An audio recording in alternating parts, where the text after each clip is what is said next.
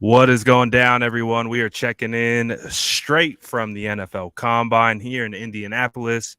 I'm Brad Graham. That's Jason Aponte. We're going to have scouts, GMs, coaches, players walking all behind us, but we're going to come to you and talk to you about what we've heard and who we've talked to from this week at the NFL Combine right after this. Let's go. That's Jason Aponte. I'm Brad Graham. We're going to get into it all right now.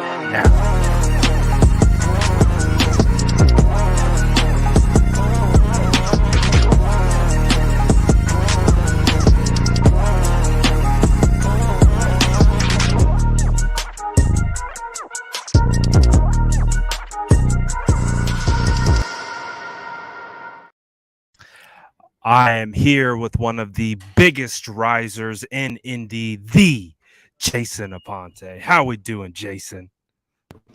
If you're talking about risers, there's people who have been measured today that have jumped up draft boards. But there hasn't been someone who's shown moxie and has worked harder and risen up all draft boards than Brad Graham. The confidence is building. You are watching a young man finding his way. I'm so proud of you, Brad.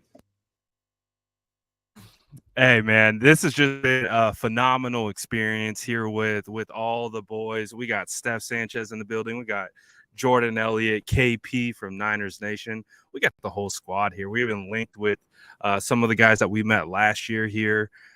So it's been a fantastic time, and we've had the awesome opportunity to talk to a lot of people.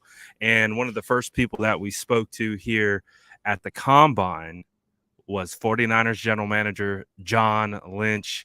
So effectively, let's do it like this, right? Let's kind of start at the beginning. We talked to GMs, coaches first.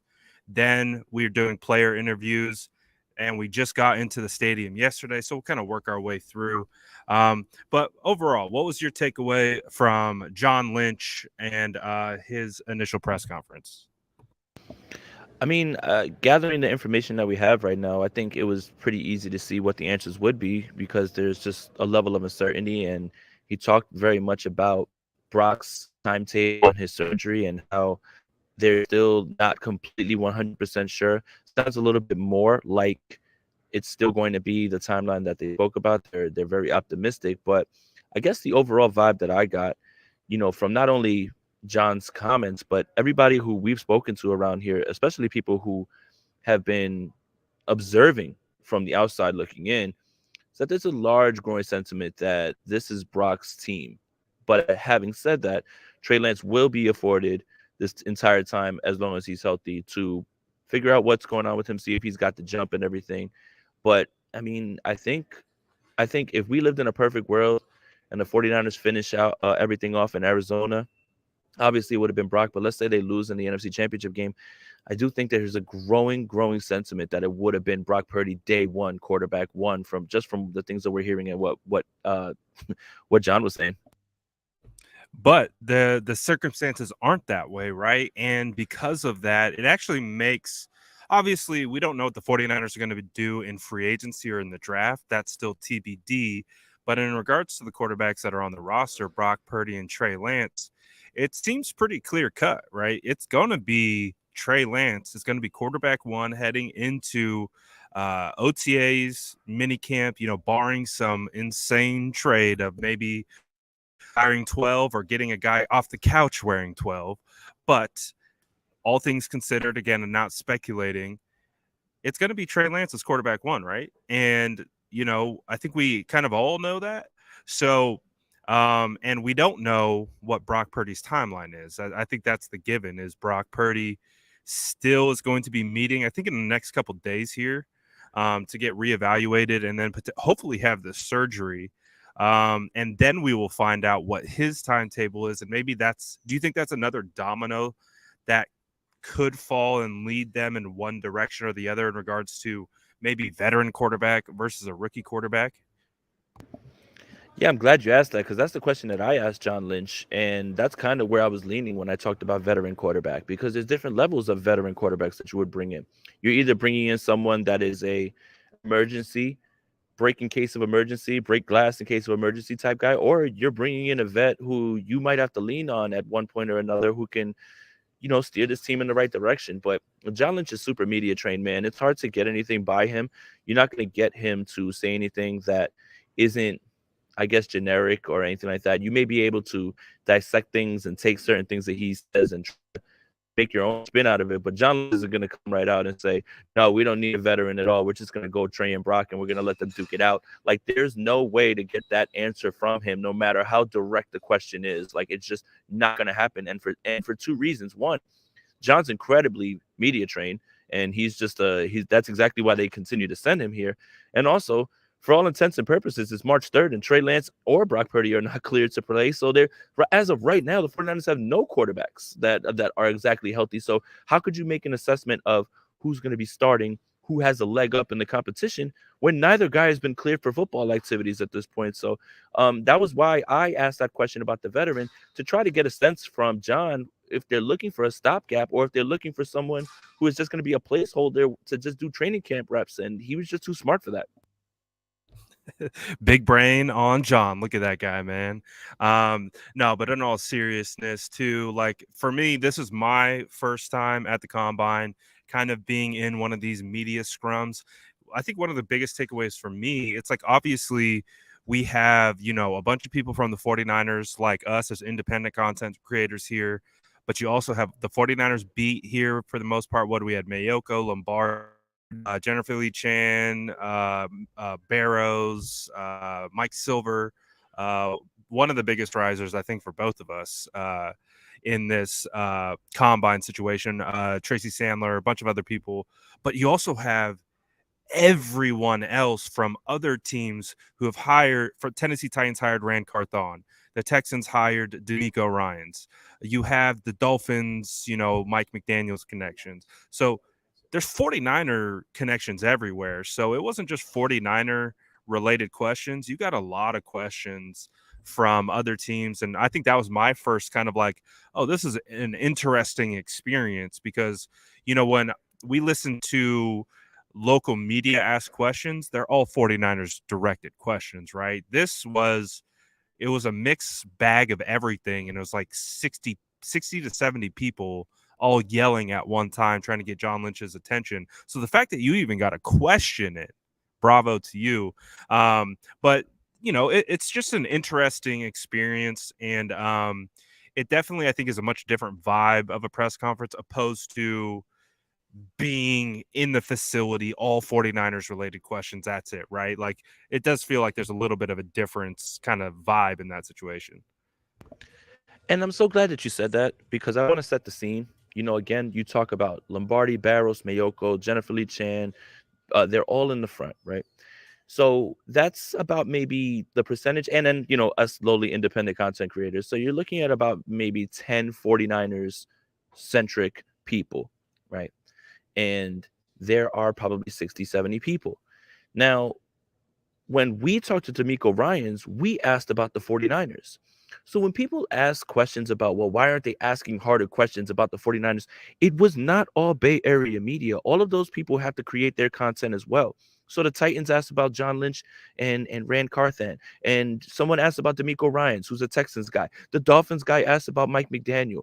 That's why the vibe of a combine media press conference isn't exactly going to be hard hitting, and it's not going to be 49ers centric over and over. One more thing. Matt Mayoko, Jennifer Lee Chan, Lombardi, Barrows, they're all going to get one-on-one time with John Lynch. So they're not going to give the hard-hitting questions that you're going to see, because Mayoko is going to have him on 49ers Talk. Jennifer Lee Chan is going to talk to him and write his article. They don't speak at these press conferences because they get one-on-one time. There was just a growing sentiment of, well, nobody's asking any tough questions, and why aren't you asking the questions people want to hear? First of all, I'm not going to ask that you want to hear. I ask the question I want to ask. I really don't care about that, respectfully. But at the same time, you have to understand that this is not a 49ers press conference in which everything is directed to the 49ers. It's a combine in which all media people from all teams are there, and they're all creating content. So I just wanted to give a little insight as to why people were like, well, why isn't anybody hammering him about Trey? And it's like, everybody has to get a turn to do their thing. And this was not going to be the place for you to get your answers, because neither guy has been cleared of anything. And I think that's the funniest part to me. It's like, well, I would have asked. You would have asked and got a John Lynch dip and twirl media answer, and you would have got nothing. You would have got, and so that's just the funny part to me. Absolutely, and I think we know the answer. It's way too soon to name a starter. We just turned March, and we don't know what. We don't, as Kyle famously said, we don't even know if we're going to be alive till Sunday. So how are we going to name a starter right now? So it would have been, probably an answer along those lines. But anyways, it's been a really cool experience, right? I think everything in regards to the press conferences with the GMs, obviously. Kyle Shanahan's in Cabo right now, living his best life. Not coming. It's raining today. Actually, weather's been pretty decent. But overall, in regards to any last comments in regards to John Lynch's press conference, big takeaways. It doesn't feel like Mike McGlinchey is going to be back. I think they're really setting up that kind of. I don't want to call it a divorce. It's separation. Mike's going to go get paid, and the 49ers are going to, they're going to use their funds elsewhere. So, any other big takeaways from that press conference? No, I think that was the big one. I mean, that they said he's out of the price range, and I think that's kind of just. I think that's something that we all kind of knew. I mean, Mike's the best available right tackle out there. There's a lot of teams with cap space that would like to have someone who's so good in the run game. So yeah, I do think that that's that. I mean, just all the other overall questions were about timetable, in which John Lynch said he doesn't know with Brock Purdy, all of those things as well too. But yeah, and then if I think the funniest part about all this is the coaches that were not here. See if these names sound familiar. Kyle Shanahan, Sean McVay, Matt LaFleur, Robert Saleh. It's like all the boys were like, nope, don't need to go. Coach McDaniel was here, ran into Coach McDaniel a few times in these streets. And that was the biggest thrill was he said, hey, I remember you from last combine. Coach McDaniel is still the man. It's funny, right? Because, we spend like anywhere from like 12 to 14 hours, like starting at 7:38 in the morning. We could stay as late as to 8, 9 o'clock at night, but the combine doesn't stop there, right? Just like for these guys, they're putting in all this work, they have their meetings, but there's a lot of networking that goes on at the bars, at the steakhouses, all that type of stuff. The gabagool. But I think that's another like really cool aspect of the combine. It's like, yeah, everyone links, and it's a kind of like a networking event because all these people are in the same spot. You get to walk up to literally anyone you could think of, like Tom Palacero, Greg Cosell. I mean, you name it, Ian Rappaport. Everyone is here. But what is it like? Talk a little bit about like the kind of after dark scene and just kind of like seeing everyone kind of let loose a little bit and just kind of vibe out. Yeah, that's the biggest thing. I think last year I stayed away. I didn't really do too much of the nightlife stuff, but unfortunately, part of the work here is to do the work that we're doing, but again, show your face, network, right? And you get some off the cuff remarks, and you get to run into people like some of the names run into, Von Miller, Rich Eisen, spoken to Field Yates, Coach McDaniel, I saw multiple times. I mean, it's hard to remember. Greg Cosell, like all of these guys, and you start to get outside, answers from them because they're a little bit looser. They've got a beer in their hand and they're hanging out. So I think that's the part that I've learned the most about. Last night kind of ran into, I'll let someone else tell the story. Kind of ran into somebody that you guys really know. Like, we went to another bar, Sean Payton sitting there and everything as well too. Guys are really nice. You can walk up to them, ask them anything. I think it's interesting to ask other coaches, other GMs, what they think about what's going on with the 49ers, get their perspective and stuff. And they let some things, fly a little bit more about what they think is happening, what they've been hearing as well too, in terms of other quarterbacks and things like that. And yeah, I want to put it out there. Mike Silver, we're good now. That guy is legit, man. He completely was just like, did I block you? I'll unblock you, man. And we talked and everything. So yeah, I mean, that's part of the experience is and I think that's what, I preached to Brad was it's not just about being here and doing the work on the players and everything. It's about me and you showing our faces every single time, all these events. You're not getting rid of us. You got to deal with us. You're going to see us. You're going to remember us. We're here. And this is how you continue to grow. And, so much of the world is done with networking and connections. the football world is no different. Absolutely, and this has been fun for me because this is my first experience at something like this. So I'm learning a lot. I'm learning like how you got to kind of assert yourself to be able to ask these questions to the players, the GMs. I mean, I'll say this: the GMs, is that's a whole different. I'm not ready for that. I'm not on Jason's level. Jason's like stones, man. Third question in, boom. He's ready, and I'm like, I envy him, but he does such a phenomenal job at be able just to be like, be confident and just be like, hey, this is my question. And you also, by the way, worded it phenomenally. But also we got to speak to an old friend of ours as well, and you asked him a question as well. DeMeco Ryans, man, how's our good buddy DeMeco doing? And give us some insight on kind of like your takeaways and kind of some of the questions that you asked him. Man, DeMeco is just like, as much as we talk about Trey Lance looking the part when he speaks at press conferences, I mean, DeMeco looks like he's been doing this for years, man. He's just like, he is absolutely nails when it comes to all this stuff. So, of course, the question came up about the hires that they had and what Bobby Slowick does in the offense, and DeMeco was pretty forthright with being involved in what type of offense wants to be run, not just a defensive guy. Still was a little skeptical about whether he was going to be calling defensive plays. So again, like when you're in these media scrums, you got to find a way to not just change away from what they're talking about, but find your spot to keep it there and turn it into your own thing, right? So obviously I'm going to answer the 49ers question. Once Bobby Slowick's name goes up, I said, speaking of Bobby Slowick, are there any 49ers players that are free agents that you might be interested in bringing over in free agency? And again, DeMeco very, very eloquently, media trained, said, listen, that's, again, what you guys have to remember, it's March 3rd. You cannot speak about free agents. That is considered tampering at this point. So he said, listen, we'll take a look at everything. Obviously you want guys with familiarity, but it's all about how do they fit with the Houston Texans.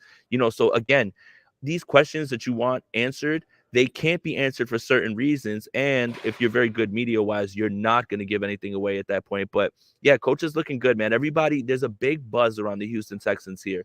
Nick Caserio had one of the biggest crowds around him. And then DeMeco Ryans had a very big crowd around him because everybody's interested to see what this culture change is going to look like with DeMeco, what they're going to do at quarterback, which includes Jimmy Garoppolo. He was brought up as well, too. But again, we had to ask 49er-centric questions and what he learned while he was there. And again, effusive in praise in what he learned over there as well.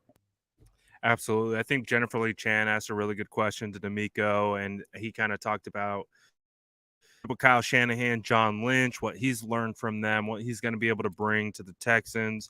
And, we've been around a lot of the Texans beat reporters, and one of their main questions to all these defensive prospects are, how excited would you be to get drafted by the Texans and have a defensive head coach like DeMeco Ryans? DeMeco Ryans is a popular guy around here, and for good reason. I know we're going to miss him, as 49er fans, because we know what he brought to the table. And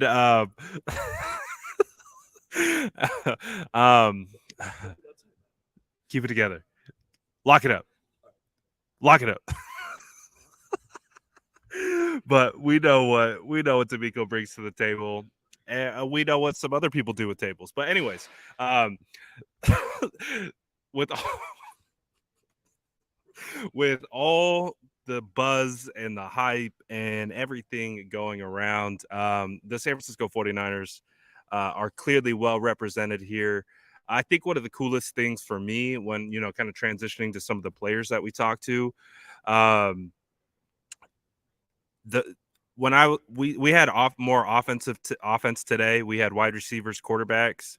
One of the big takeaways for me is that a lot of these prospects referenced watching 49ers tape. We also had tight ends today.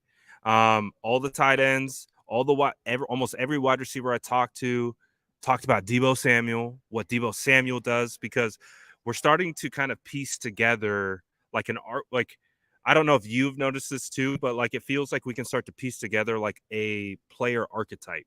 Like when we're talking about linebackers, it's like converted safeties, right? a lot of these guys that they're talking to are converted safeties and have coverage experience, and they're kicking down into the box to play in the NFL.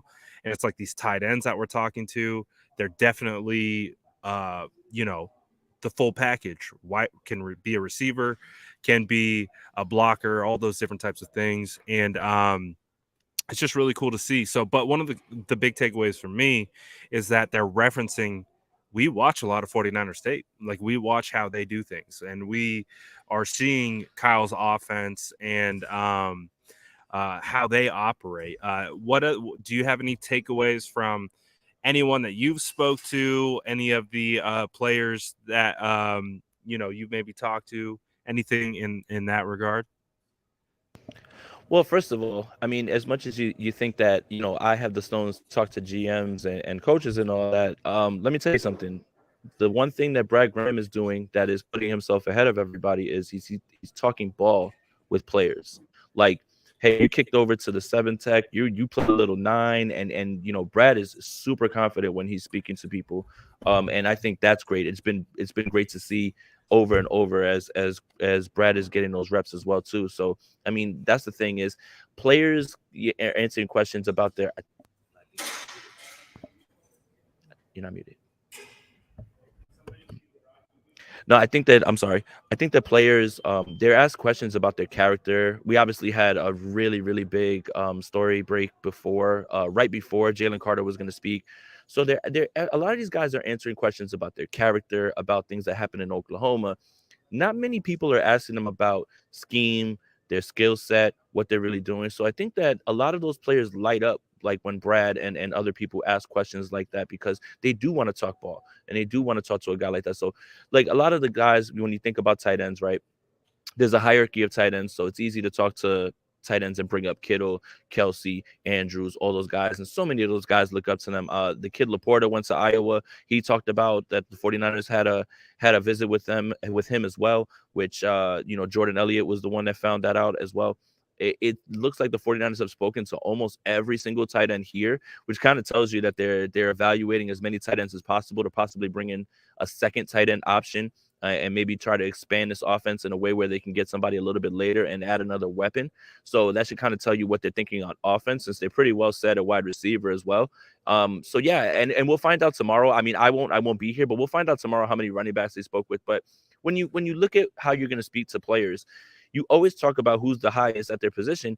And I do think that what Brad brings up is a great point is the 49ers are the offense that most people want to play in because of how fun it is with all the motion, with all the guys that are running wide open. I think a lot of people look at the 49ers and say, man, I want some of that. I'd love to be wide open and have like green grass in front of me and 10 yards of running space. So I do think that was something that I did take away, is that the 49ers have become the offense that everybody kind of wants to replicate and be in.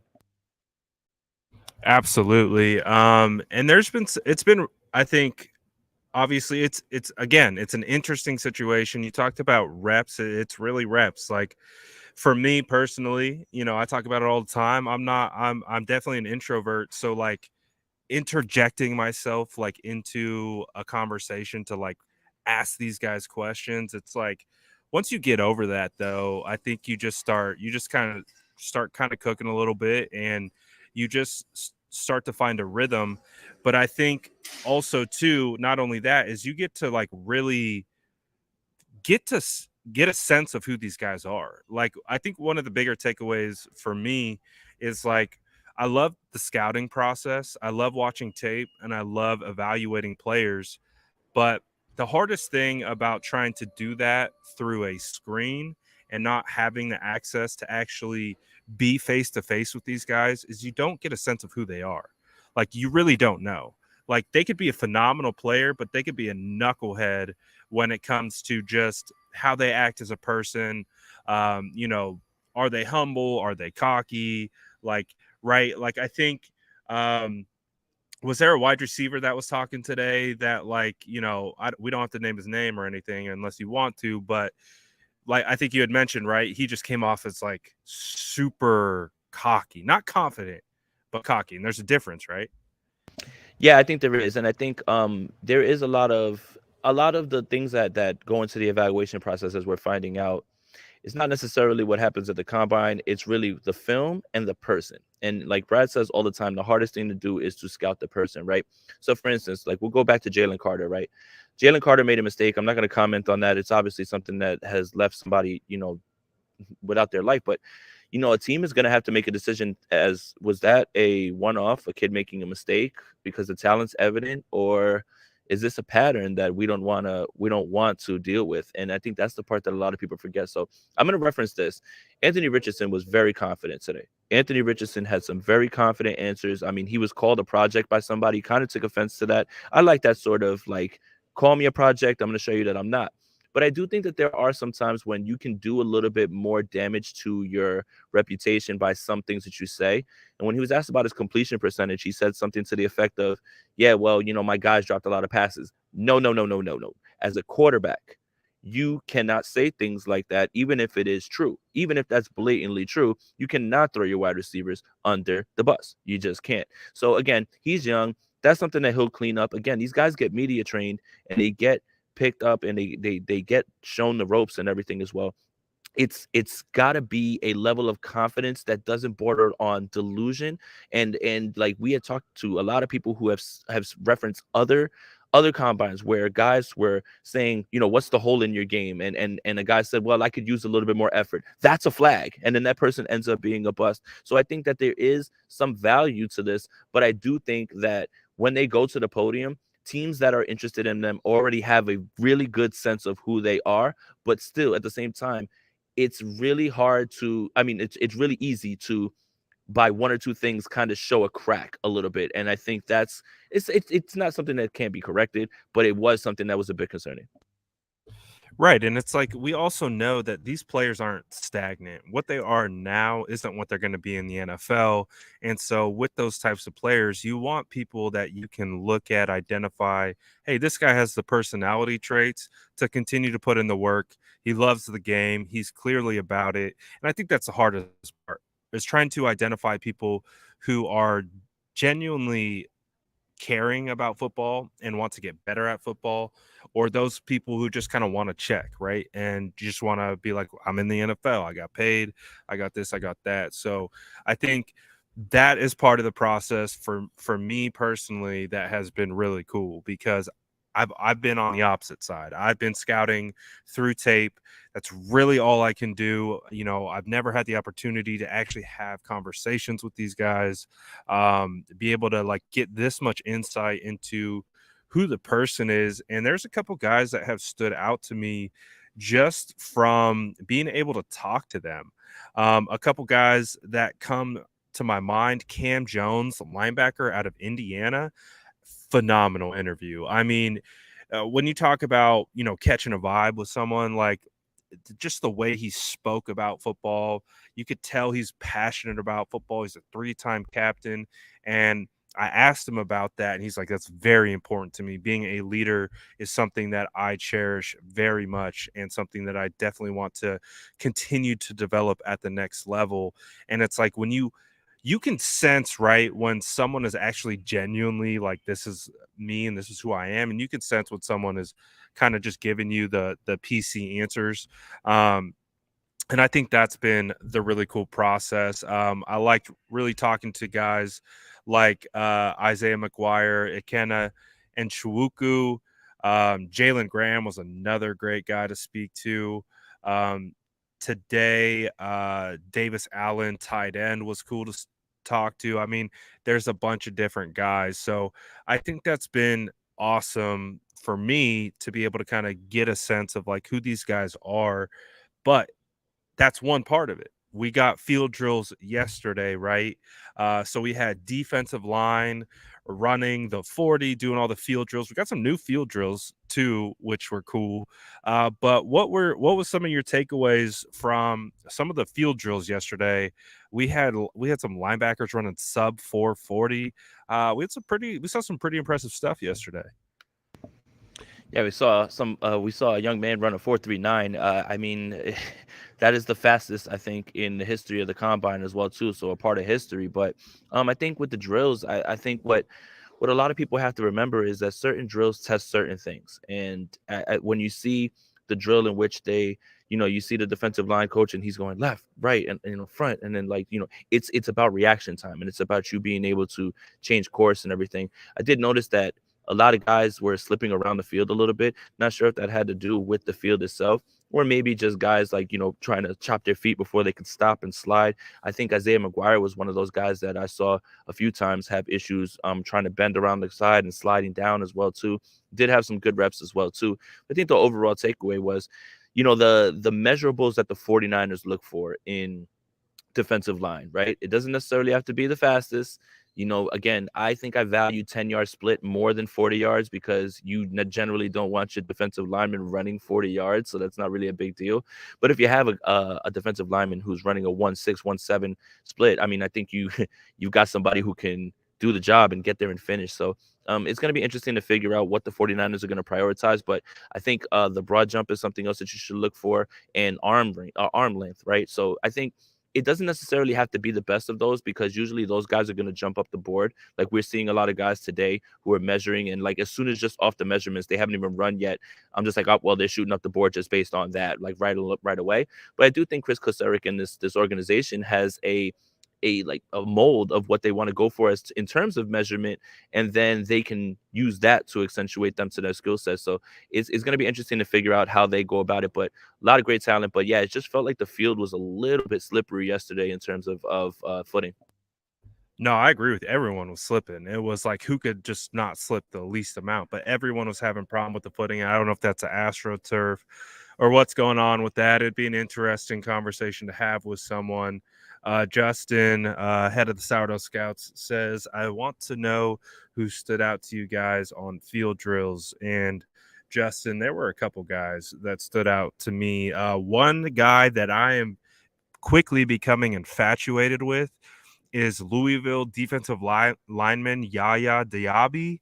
That man is huge. You can't teach size. You can teach a little bit of speed, but for the most part, it's kind of something that you either have or you don't. And Yaya, man, that dude is I really like what he brings to the table. It was cool listening to him speak, but then seeing him to kind of go onto the field and absolutely do a phenomenal job.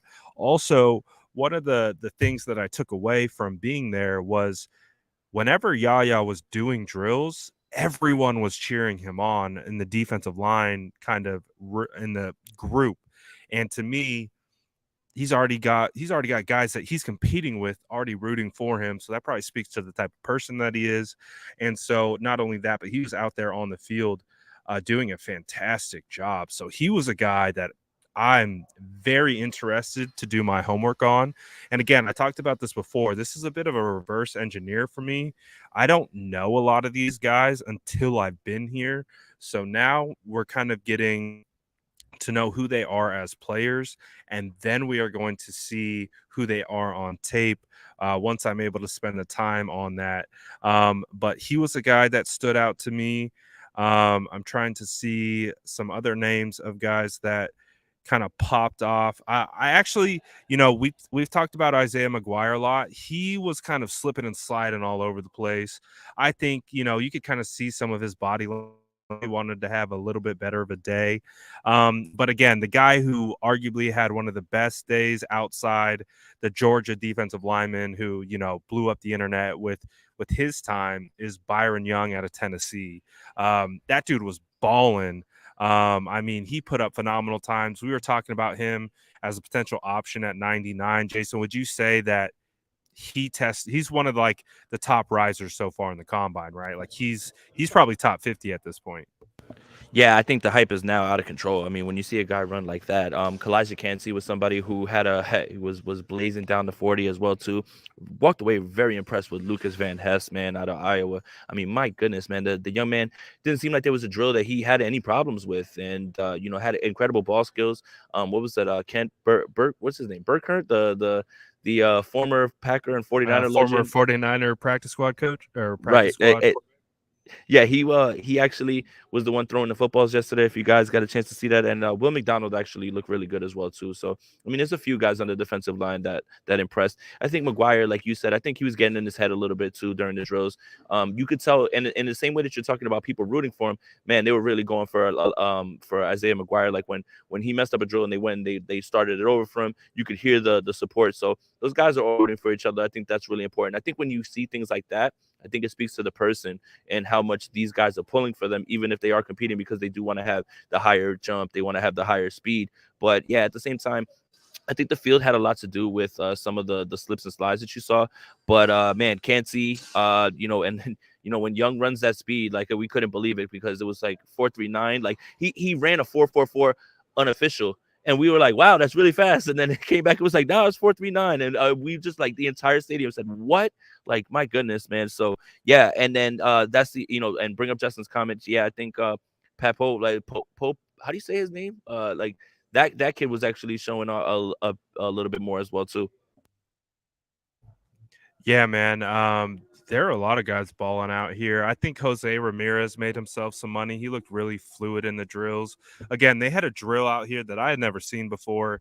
It was like this bag drill where it's like you work an outside move, but then you're countering on another bag to inside spin, and then you do dip and rip around the corner and explode out and hit the bag.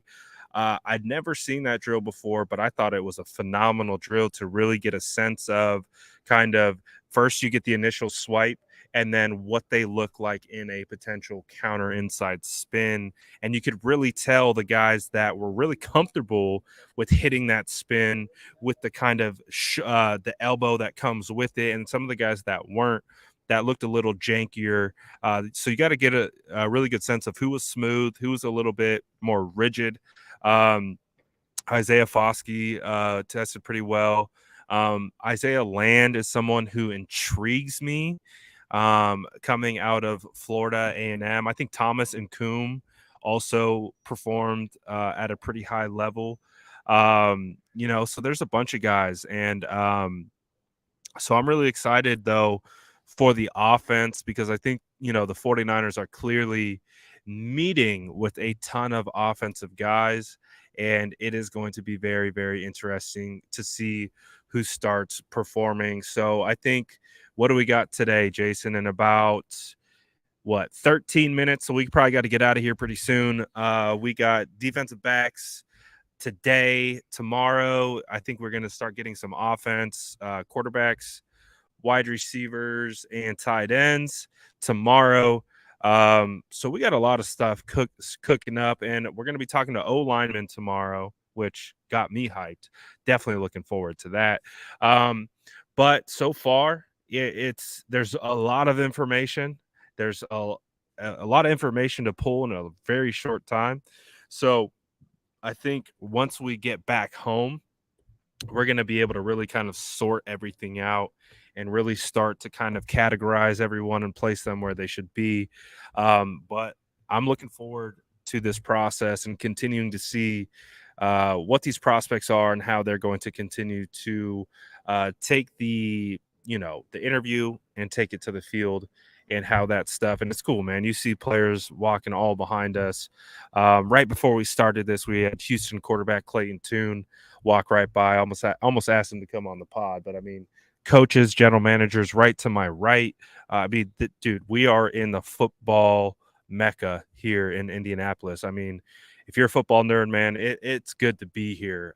But before we get out of here, Jason, any last comments, takeaways from our time? You're heading out tomorrow, right?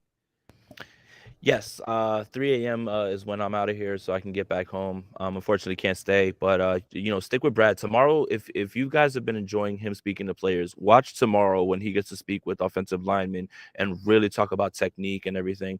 I think that you're going to see a little bit of a lighter day in terms of coverage, because one, everybody's going to be hungover from partying tonight and Friday, and then Saturday is running backs and offensive linemen. So Brad, Steph, Jordan, KP, Jared, all of them are going to be asking questions about who's been meeting with who. You can bet, 49ers have a few third round picks. You can bet, The running joke around here is that it might be a running back. So at this point, it wouldn't shock me to hear that they've met with a bunch of running backs at this point No, as well. man. I mean, it's just a running joke at this point. But yeah, I think again, watching Brad grow as much as he has this entire time, being able to rub elbows with guys, again, my biggest thrill was Coach McDaniel saying, oh, I remember you from last year, the Mike Jones question. And I was like, Coach, you the man. I was like, go get it. I even made a joke. I said, you and Kyle were trying to beat each other out with who could win with third string quarterbacks. And he was like, nah, Kyle was better than me at that. So, Coach is good, man. He's just a vibe, man, is all time. And, yeah, you know what? I'm not going to tell you the full story, but yes, I did run into John Lynch and Adam Peters yesterday at a bar and introduced myself. So that was pretty cool as well too. But there's a larger story that is not my story to tell. That's going to come from that as well. Yeah, you got a nice tease there. So make sure you stay tapped in with the Ponte because the story it's a legendary story, and I promise you. So he gave you a little teaser, ran into John Lynch, Adam Peters, and it's a story worthwhile. But make sure you stay tapped in with Jason Aponte because I'm sure they're going to be talking about it here pretty soon.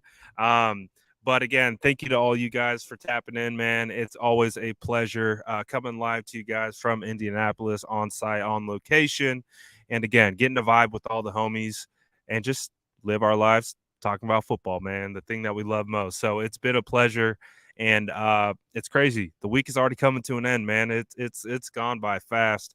But we're gonna have again. I feel fantastic heading into the draft now. I feel like I am loaded with prospects, who I want to look at, who I'm going to dive into, and I'm fully engaged in the draft season. So I am hyped right now. It's going to be a lot of football from here on out, a lot of draft coverage and all that good stuff. So shout out to everyone for tapping in. Make sure you like and sub to both channels. Aponte, you got a bunch of stuff coming out on Niners Nation, right? Yeah, I dropped an article today about what's the biggest need in the draft. I think you guys have an idea of what that would be and what the 49ers' biggest need would be. I mean, Brad would be proud of what I picked, so that probably tells you what it is to give it away. But yeah, I'm probably going to write something for tomorrow. The combine is going to end on Sunday. And yeah, check out Bully Ball with me and Steph, and make sure you're sub to Steph stuff, man. Make sure you're tapped in with Jordan. Make sure you're checking out Niners Nation KP. Make sure you're stuck and glued to Brad's stuff, man. It's been nonstop content, man. Like, honestly, I feel like I've been slacking. I'm the one that's going out and just drinks, but the guy's sitting there. He's You're doing like, the important work. I'm just trying to get my face out there. I'm a way better politician than someone who can actually get stuff done. That's what I'm learning about myself at this point. So, just getting my face out there, making sure people know who I am and see me, more and more. Hey, I saw you at the Super Bowl. Hey, I saw you, at last year's combine. That's the stuff that you want to hear because you're making an impression on people. And again, for us to be independent content creators, for us to fly ourselves out here, make sure that we get this done, make sure that we're trying to help you guys with as much useful information. Sure, it serves us because it scratched that football itch for us, but you guys being tapped in and enjoying the content, it's more and more what it's about than anything, man. And we wouldn't have the drive to do it aside from the fact that we're chasing our dreams and because you guys like it so much. So thank you guys, really appreciate you. And Jason Aponte is definitely face of the State of the Franchise episode. So we got to get him out here in front and center in front of everyone, put it on for the brand, putting on for the show. So it's perfect. It's perfect marketing strategy, and it's been working really well. And before we get out of here, anything on Viliami Fehoko? Yeah, I got a chance to speak to him. He went with the 49ers at the East-West Shrine Bowl. He had some awesome things to say about Talanoa Hufanga, just genuinely good dude. Going to be interesting, though. I think he might be there fourth, fifth round. Could be a guy that the 49ers take a shot on. Will be interesting. But again, just a wild vibe here in Indianapolis, just as Jason was talking. TCU quarterback Max Duggan just walked by. Todd Bowles was coming down the elevator right here.